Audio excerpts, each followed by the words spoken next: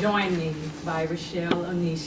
I thoroughly enjoyed it. I always love it when when a speaker starts off with a question, because it automatically grabs my attention, and that's what you did. And that's one of the signs of a well thought out and structured speech, is starting it off with a question which automatically alerts your audience to tune in to a little bit closer to what your message is going to be about. So great job at getting our attention straight out the gates. I love the picturesque metaphors that you used throughout your speech, such as the stench smell of decay and desperation. What a summary of the whole death process of your grandmother. That to me summed it all up, of what was going on in the hospital, in the room, and in your mind as well, what you were saying. Good job on setting those pictures of that scene up.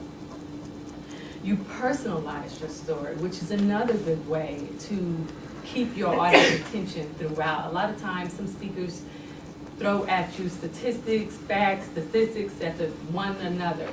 But in between there, especially if you're trying to deliver a message that you want people to ponder about, it's good to personalize and give your own story, or a story that you heard from someone else, to bring it home to your audience, to put it on an even playing field for everyone to understand. So you did it. You executed that well.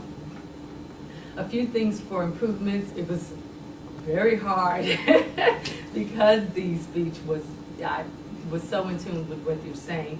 But one of the small improvement, and after a while, because you stayed there for a little bit longer than I would have liked you to, I started finding myself thinking, okay, she's gonna move over to the front. She's gonna move over to the front. That's just that actor in me with stage left, stage right, center stage that's going on in my head. So I always, in theater, if you're standing center stage, you are commanding presence at all times. So if you start off on the side to set up your scenario the way you were doing, quickly kind of move back over to center, because you want to keep that focus right here in what you're saying.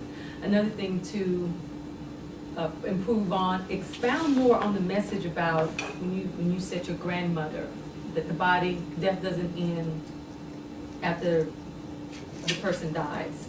I'm sorry, death does not end in a body. I was kind of looking forward for you to bring that back in, tie that to the end, the way you did with the second lesson. And so just kind of expound on that even more. Other than that, I thought it was great. You gave us something to think about, and you gave us a challenge for improving ourselves. Mr. Toastmaster.